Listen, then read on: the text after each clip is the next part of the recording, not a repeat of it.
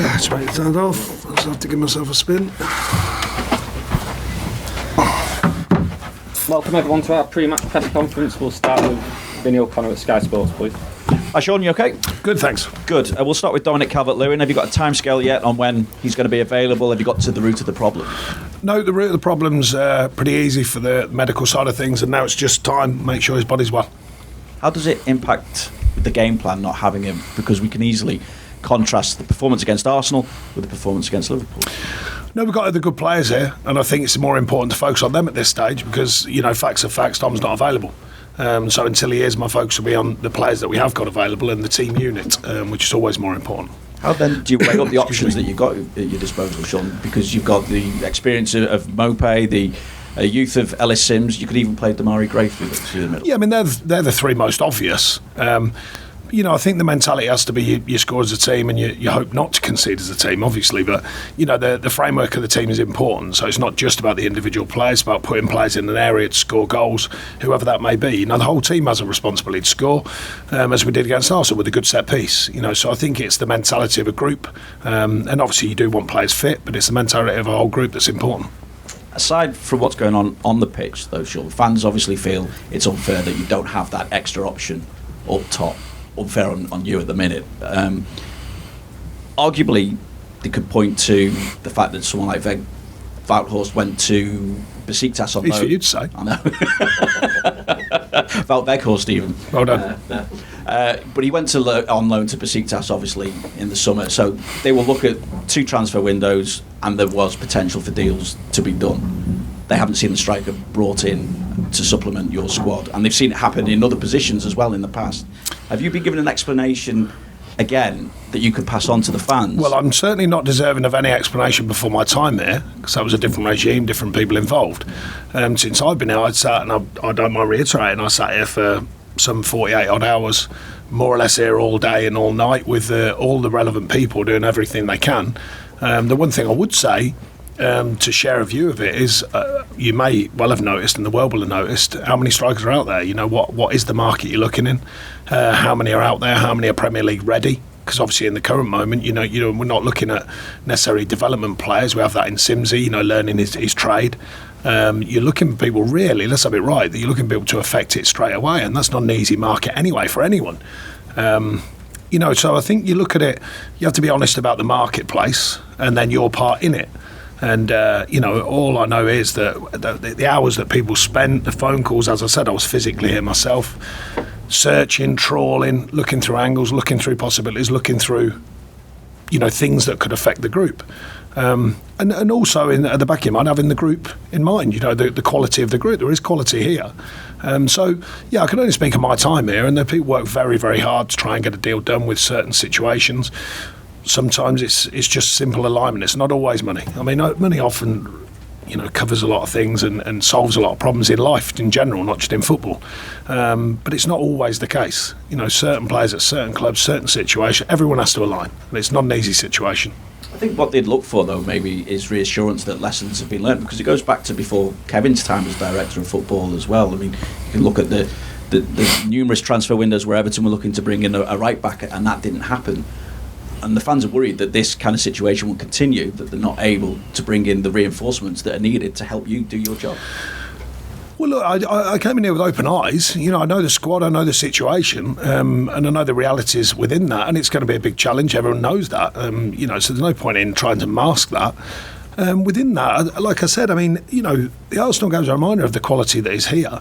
Of course, the striking department has got less options than you would like in the Premier League, of course, and especially for a club of this kind of size, and it's the expectation of its fans as well. But you can only work hard to deliver that. You know, there's not an exact moment in time. The squad has a different balance to it that needs readjusting because there's lots of players in certain positions, and that often comes with a change of manager. Now, I hope to be here to not be changing the manager all the time, quite obviously. Got to get results to make that happen. But, you know, I'm trying to align a situation that is better going forwards, you know, than maybe these twists and tweaks of having different players at different times, and you end up with a sort of this this squad that's kind of too many players in one area, not enough players in the other, and that type of thinking. But that does take time. We all know that. The players under contract, there's players you have to bring in, you have to spend money, you have to bring money in, and all the balance of how the club operates. So I'm aware of all that. It does take time. Now, within that time, like I said, the main focus at the moment is to fast track the side into getting the points, winning games and creating that mentality and creating that team ethic, and also the fans playing their part of it as they have done already. That alignment is really important to me at this moment in time. And then further down the road, of course, in the background, I'm already talking about what can we do next? What can we open up? Are we already looking, which we of course are, exploring many options, exploring possibilities, being in touch with the right people, getting our scouts working diligently across the board, and covering as much of the situation as we can to try not to have this arise again, basically. It does take time. You can only fast track so much. So what feel have you got for why this current group has been able to take points off the likes of Arsenal, Manchester City, yet hasn't been able to do likewise against those sides in and around them in the Premier League? Well, as I said, I've seen from the outside, we're trying to bring a different format in the way that I think's appropriate, not question others. It's just what I think's correct. Over the two games, of course, the importance of the derby is a different importance. I'm well aware of that. But over the two games, if you took 3 points, I think most would go, okay, that's a reasonable start. Like I say, taking away the emotion of the derby for the Evertonians particularly. Building on the back of that, two performances. Similar in one way against two good sides. Arsenal flying, of course, and Liverpool ups and downs, but still a very good side. We know that. Not that much in it, really. Not as much as people were sort of suggesting. We didn't create as much against Liverpool. It's hard creating, really good opportunities away from home. I thought we did create enough against Arsenal at home. So finding that balance of making the squad tight, making the team tight, but also having enough freedom to go and operate and play forwards and affect the opposition. So that's been what we've been talking about with the players moving forward into the next game, is not just being solid and working hard, which is of course a real prerequisite of mine, but working smart, and opening the game up to allow us more freedom to go and create more opportunities. And find that right balance, and that's what we're looking for. We can obviously bill this as a must-win game because, as I said, the fact that the side has dropped points against those sides in and around them in the Premier League. So how do you see it? Every game's a must-win in the Premier League. The Premier League is a very, very unforgiving part of football, and every game's important. We've just shown that. People could have written off the Arsenal game, but we go and win. That's a very important 3 points. Every 3 points, no matter how they come, is important. So my focus on the next game, regardless who it is, we're learning about the players, we're pushing them hard, we're pushing their boundaries. Of course, not enough where we stretch them too far, but trying to push for the next level, trying to push for the next performance. And that'll be key to us. Keep performing at a very consistent and push the consistency. And something I've been obsessed with many years is raising the minimum. How can we raise the minimum? How can we stop really quiet days and off days and collective down days? So we're pushing that as well, finding consistency on the training ground. That's got to go into performances, and I'm well aware we have to do it rapid style. We have to get that consistency, that mentality as a constant. With the change that Leeds have made, what have you noticed about them, those two games against United, and what are you expecting? Yeah, like fine margins in many situations. I saw them at Forest, and arguably I thought they were the stronger side on the day, but they didn't win. That can happen. I think we take everyone seriously. I certainly do in the Premier League. Our players do. They'll have the knowledge of the opposition. Some of the twists and tweaks that we think have changed slightly, but also a lot of thought going into our performance. And as I said, finding that right balance between opening up enough of the game to be productive, while staying tight enough to make sure that you look after yourselves. Sure. Thank you. Sean, picking up on what you said about differences in performances, we spoke to Idrissa a little bit earlier, and he said, breaking down the performance at Anfield on Monday, if there was a criticism, he felt as a team you were too nice, and it's something that as a team must be addressed going forward. Is that something you agree with? Well, I think if the players, and certainly someone as experienced as him is referencing that, I think that's a fair reflection on their feelings when we met when I first came in.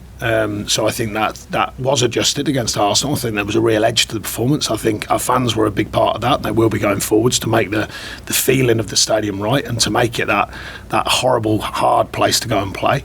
Away from home weren't far off, but that little bit of edge. It's a fine margin that and players need that bit of edge, and it spreads collectively.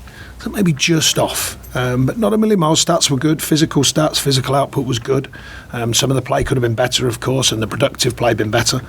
But 2 mistakes eventually changed the whole view of a game. If them mistakes are not made and it's 0-0, I think you'd have found everyone said, yeah, another solid performance. So, I don't get too carried away with that, but it's good that the players are recognising that. And if he is, with his experience, as I said, very good player, for him to recognise that'll spread across the camp. And talking about his experience personally, he said playing in a 3 with Onana and Decore, being able to communicate better, because he said he spoke in French on the field, he felt helped in the performance against Arsenal.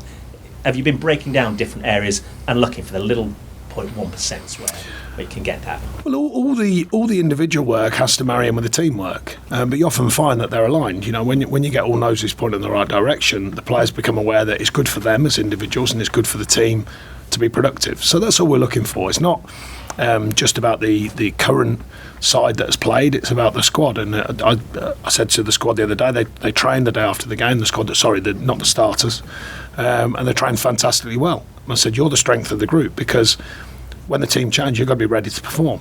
And I think that's been fantastic since I've got here, that mentality to say, yeah, I'm ready. That's a group mentality, and I think that's really important. So not just about the communication, which is helpful if they can communicate, of course. They do all speak very good English, I must make that clear, as you know. But there is a connection there, from what they are. But that's not why they're in the side. They're in the side currently because I think they're very good players. There's other good players here, and it's my job to pick the 11 that can win. On that note of the squad, what is the team news heading into Leeds? Has anything changed? Do you have anyone coming back? No, a couple of the lads will play tomorrow, which I'm going over to watch. Jimmy will play tomorrow after a bit of a timeout, and Pato, he'll play as well in under 21 sort of fixture. So I'll get over and watch them tomorrow for the first time. They're not there yet, you understand, but they've been on the grass with us, and now it's to put it into game practice, and then take it on next week. And just finally, related to what Vinny said about how important it is, I know every game in the Premier League is a must-win game because it's difficult to win in the Premier League. But in the context of your season right now, is this one pinnacle, if you like, to what you want to achieve? Look, the league table, the most important one is the end of the season. When the final whistle blows, that's the most important league table, and you can look back at all the ins and outs of it. Certain results are more helpful than others, of course, but like I say, you can't underestimate the strength of beating Arsenal. It changes the feel, rewards the fans for a fantastic output from them. A lot going on here, and yet they've parked all that, come into the stadium ready to back the side. That might well be one you look back on as a really powerful game. But you don't know until the end. So the one I always look at is the end of the season. Where's that league table and what does that say? Thank you. Thank you, Richard. We'll go to James at BBC Radio Merseyside next, please.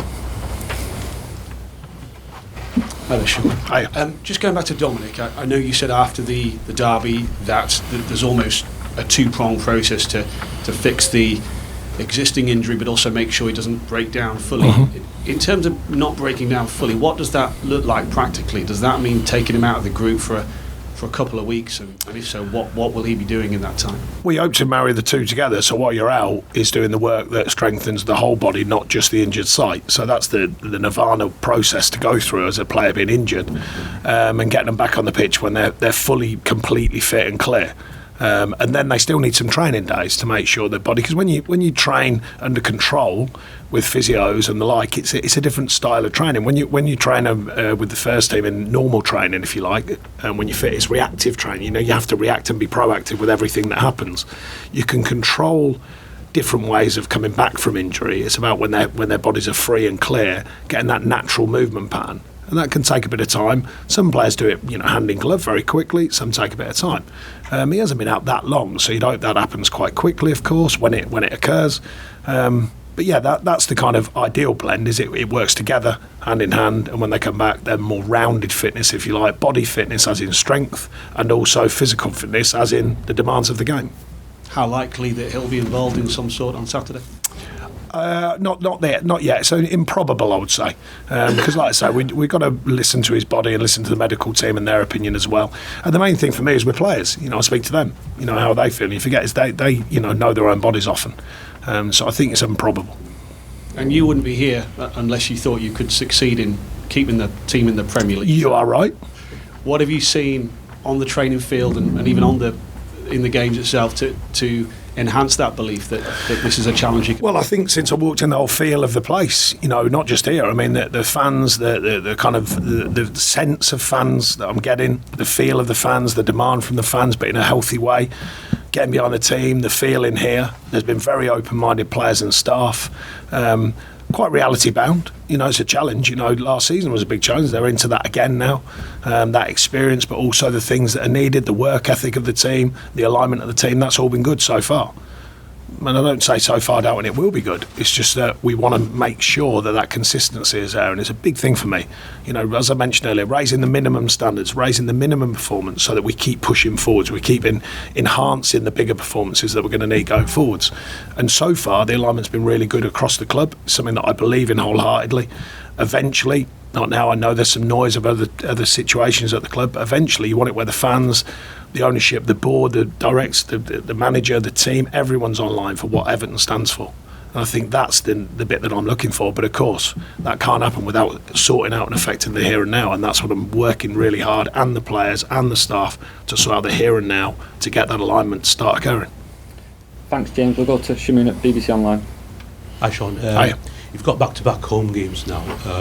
How important is the form going to be at Goodison Park for your objectives at the end of the season? And do you think will it define where you finish? Well, we don't know about that. As mentioned earlier, the end table, you look back on what defines what, but we want to be on the right side of that table, quite obviously. The home games, I think, are going to be important because of the way that Goodison feels. I witnessed it for the right side of being the Everton manager at the last home game. That is an incredible energy for the players to play with.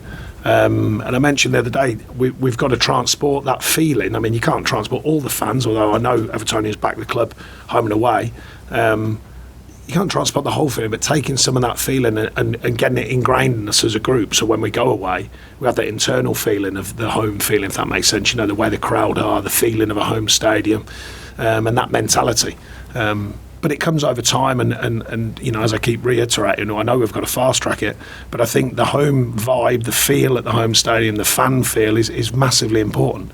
And it was a big thing against Arsenal. Now we need it in every game, and I'm sure the Evertonians will be there. Despite all the other noise, there was noise before that game. They went in the stadium absolutely aligned with what the team is going to need, and that is a support from the major Evertonian support base we've got. Have you set a points or a wins target internally with the players? No, as I said, at the end of the season, that table's the one that defines it. You can look at all the stats and facts, and I've got plenty of them, I can assure you. But at the end of the day, it's that league table that counts. And you spoke about the fans. They're planning to protest again on Saturday before the game. How much is that as a distraction to you as a manager? How much is a distraction to the players? And what's your message to the fans who are? I don't think for 1 minute they're trying to affect any of that. I think the noise is a different thing. I don't think it's about distraction from the players. I think they're trying to just get across their point. I've got to learn more about that. I haven't been here to understand the depth of that. But all I can say, they've been fantastic about the team, fantastic about me being here, which is, that can be a debate point. So far, they've backed me, they've backed the staff, if you like, not directly or not as directly as me, and the feeling in the stadium with the players. And that's all we can ask for. They still have a voice, they have a right to have a voice, fans. No one's got a problem with that. I certainly haven't got a problem with that. And if they can push that voice into the right avenues when the whistle blows, and that's what we're after, and they've done it fantastically so far, so that's all I can ask for. And do you think they can park what they protest about outside and bring it well, from what I felt like and what I saw and what I absorbed at home in the Arsenal game, then that's a resounding yes, because they did so with aplomb. Thank you. Have you any more questions in the open section? Will? Hi Sean, I know you've been asked a couple of times, but just to put pace on it, would it be fair to say that if you were going to bring a free agent in by now, it would have happened so far? I'd imagine so. Yeah, fair enough. Obviously only 16 goals scored this season has been a problem in front of goal. I'm sure you're trying to eke out those extra margins. You put a lot of emphasis on set pieces, scoring goals since you've arrived. Yerry Mina is one player who is really potent in the opposition box. Is he someone who you've considered bringing in just for that attribute? Yeah, we haven't actually put any more emphasis on set pieces than what it deserves. There's a percentage of goals in any Premier League season. The percentage will be, aligned with set pieces. Open play, there's many different stats and facts, so it just deserves its place. It's still a chance to score goals, so There's no extra emphasis. I just think we want to use everything we can, every option we can to try and score goals. Obviously, talking about the percentages, though, given the lack of attacking players, is he someone who would consider bringing in just because of how potent he can be in the final? I think it's improbable in football you bring a centre half in to change the flow of goals, but who knows? Maybe you've hooked on to something that I should know more about. Talking of defenders, we want to ask a little bit of housekeeping. Jared Bramthwaite's out on loan to PSV Eindhoven. It's reportedly caused a lot of interest, really thriving out in Holland. How much have you spoken about it with maybe James Ball? I spoke to him. The plan. I spoke to him just to catch up, say hello, let him know who I was. He's gotten along nicely, wasn't playing early season, got through into the team, has done nicely and played well, and he's enjoying the experience, and that'll be a great part of his development. Is he someone who you're looking at for next season then maybe to bring We'll in? wait and see. Thank you, Will. Okay, we'll move on to the newspapers next, please.